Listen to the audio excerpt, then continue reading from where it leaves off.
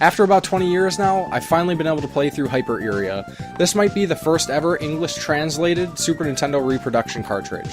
Besides the card itself, the fact that after all this time, finally being able to fully access a game that I've never forgotten about is a special feeling in itself. So let's talk about this.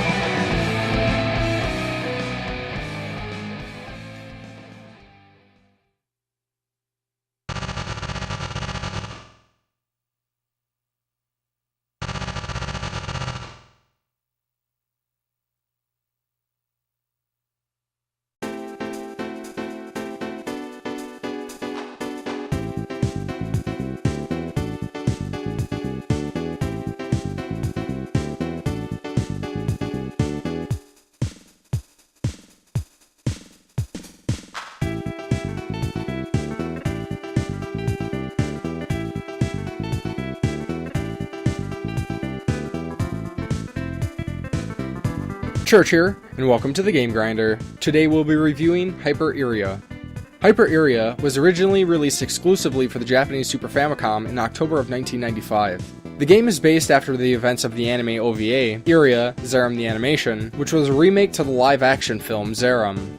I couldn't find much information about the developer, Crowd, so unfortunately we cannot use any of their other works of reference at this time. I did find a few other sources that listed Tam Tam as the developer, but I wasn't sure how to pursue with that information. Let's travel back to the early 90s. The US-based cable television network, the Sci-Fi Channel, used to play a pretty nice assortment of anime on Saturdays. This was by no means my first access to anime, but it was the most anime by volume I saw in my younger years until I discovered rental locations with stock, and later the internet. She's a hunter. A hunter? Okay, I'll give you someone to fight. A young girl looks up to her older brother. You get all the prime jobs. You never know until you do them.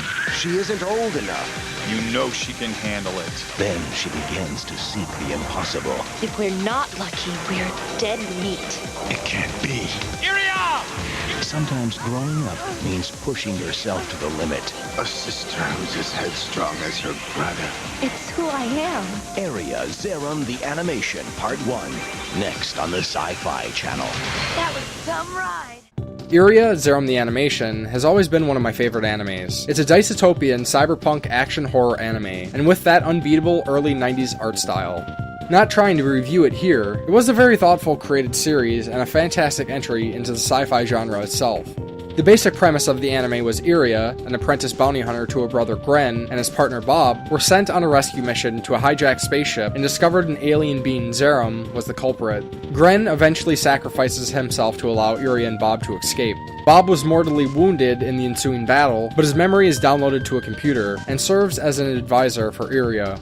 After an attempted assassination order by the same company that owned the spaceship, Iria begins her investigation into the shady organization and rumors of Zerum's presence. As I said, the game serves as a follow-up to the anime. Iria, along with Bob, receive an SOS from a research facility that claims to be under attack. Bob reports of rumors he's heard of it being a biological weapon facility, and sure enough, in the ensuing chaos, it is discovered that Zerum has returned. Hyper Iria is a side-scrolling action game. Basic gameplay consists of exploring each stage using the on-screen paths, and sometimes elevators and doors. As we quickly discover, an alien infestation has erupted, and we'll face off with alien creatures referred to as Lilliput. Not only that, but many of the places we visit, there will also be hostile security systems to evade as well. Iria is an agile bounty hunter. We'll be able to make use of many skills and tools to help us survive. Iria can run, duck, double jump, kick, and punch. Besides fisticuffs, before each mission we'll be able to purchase a variety of weapons, and whatever credits we don't use will carry over to the next. Iria starts out with only a pistol, but can purchase shotguns, assault rifles, and a rocket launcher as well. This is one bounty hunter not to be trifled with. As well as packing some firepower, we can also purchase a variety of grenades and traps, and a couple of gear upgrades like boots for improved jumping and a wing for gliding. This is one of the elements that helps Hyper Iria's gameplay excel. There's a lot of options that really enables a player to choose a style of combat that really suits their needs. We can equip 3 guns and 3 additional items to use during each stage if we choose. It took me a little bit of playing to get a handle on the controls and how to deal with enemies. Controlling Iria can feel a bit stiff, and many times this caused me to collide with enemies or miss jumps, which was pretty annoying at times, but never completely turned me off from the game. After a while though, I got a pretty good handle on it, and discovering that using melee attacks was not the way to go, I was able to play through just fine. At the start of each mission, we'll have a little bit of story filler between Iria and Bob as she travels to the location. Oftentimes, there will be an enemy encounter, and we'll control Iria in a very basic shoot-'em-up section with simple power-ups and an opportunity to nab some extra explosives or ammunition as well. The bulk of the game will control Iria within facilities or towns, navigating our way to an objective, whether it's an exit or various key locations before exiting, and this is where the initial roadblock was, and why I wasn't able to enjoy this game until now. One of the big mechanics of the game is its navigation. The areas we visit are pretty large, with lots of dead-end routes or looping sections. Bob will provide valuable information about where we should be going. Oftentimes, he's tracking our objectives for us, and without him, it's incredibly easy not to know where to go or what to do. Now that roadblock that took me 20 years to overcome was the language barrier. With Hyper Iria being a Japanese exclusive to the Super Famicom, all the dialogue was in Japanese. Go figure, right? Without being able to read Bob's information, the game would be playable, but wandering aimlessly would end up being the largest portion of the game. The trick with translating this game, and what took so long, is a lot of the dialogue and Japanese characters were actually programmed into the game as image files instead of text characters. The amount of effort to go through the game and convert all this into English took a lot of skill and knowledge. This is where the group's dynamic design and Matt's messy room come in. With translations by Filler, hacking, assembly, and tools by Bongo, script writing by Draken and Task Force, and Splashed by Task Force, after 21 years, the English native audience can now enjoy this game to its full extent. I found the assistance to navigation by Bob to be a pretty neat feature of the game. It adds more personality not only to Bob, but Iria as well, as she responds in kind. It makes the game feel a little more fleshed out and large scale than progressing through stages in silence like the vast abundance of the 16-bit generation. There's also a mini-map in the corner of the screen to help us through our mission. It's nowhere as handy as it could be. It doesn't actually show a map, but it has its use. The map shows Iria as a dot in the center, and when we approach enemies, they'll show as well.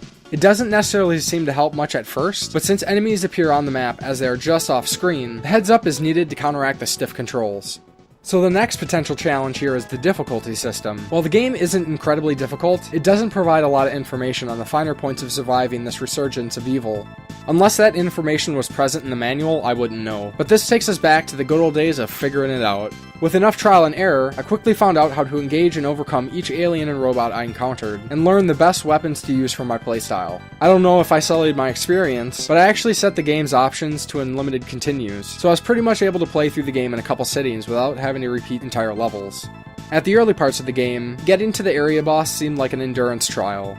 Fighting with controls and a lack of high-powered gear usually caused me to take a bit of damage from most enemies, and there were certain ones that kinda remained a pain in the ass to deal with throughout the game.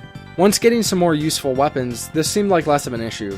Also, I don't know if this is exactly correct, but it really seemed eventually after defeating a certain amount of enemies, like maybe 6 or 8, they'd drop a health refilling item. With that, sometimes taking the wrong route would lead to finding a random health refilling item, or sometimes extra ammunition.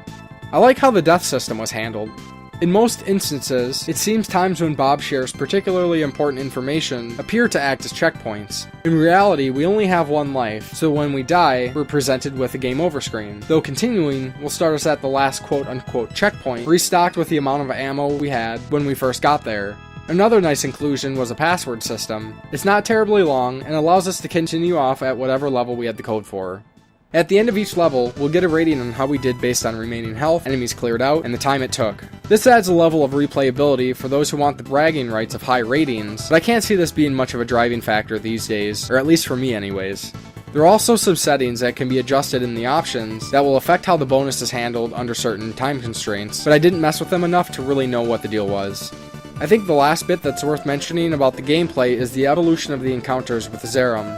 There will be a couple times when we'll face off with the alien monstrosity itself, and these can be pretty tough fights. Much like the anime it follows, Zerum doesn't start off at full power, so the first and last encounters are quite different. Each level will have an apparent minion of Zerum to fight, sometimes alien, and sometimes mechanical. With the right tools, they can be pretty easy to take on. Let's talk about the game's presentation now. Though it may not necessarily be revolutionary, I think there are some pretty neat forward-thinking mechanics here. First of all, of course there's the design. I thought there were plenty of standout elements, and this would make sense being a late release in the console's lifecycle. I thought some of the backgrounds with the parallax scrolling were pretty neat. Some of the levels seemed a bit repetitive visually, but in a way considering the setting, sort of makes sense. Iria was designed very well, with lots of great animation for various actions, and really brings the character from the anime to the game.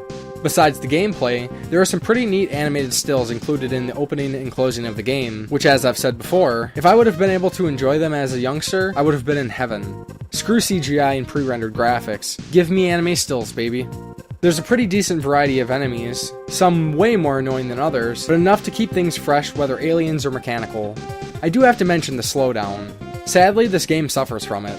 It's not that bad during the main levels, usually worse when there are multiple enemies on screen and we're chucking grenades that leave explosive trails behind them. The worst culprit is the flying sections. Once you start blasting away, the game drops to a noticeable crawl, and of all the places for the game to do this, it seemed a bit strange that it was these portions. Though the game didn't share any music with the anime as far as I could tell, I did enjoy the soundtrack quite a bit actually. There are some really great mood-setting tracks to make more of a desolate atmosphere to the events taking place, and the battle theme when fighting Zerum is off the hook. I checked into the names of the listed composers, but again, I wasn't able to find much information about them. So, after waiting about 20 years, checking the internet every few years or so to see if the game had finally been translated, and stumbling upon the fantastic information that the game had finally been translated and released for all to enjoy, could this game possibly live up to all the expectations and hype of this game I've had over the years? Is this the perfect companion to the anime? Not exactly, but then again, I didn't know what to expect, as I'm one who tries to avoid spoilers as much as I can. As a fan of the anime, I'm glad I was finally able to play this. Would I recommend it to others to check out? I think I would. There's some pretty unique design features in this game that really gives it its own place in the gaming world. Underrated gem? I probably wouldn't go that far, but it's definitely a decent game. Also, at least at the time of recording this, let's bask in the glory of what might be the only English translated reproduction Super Nintendo cartridge of Hyper Iria. It kind of feels neat to be exclusive.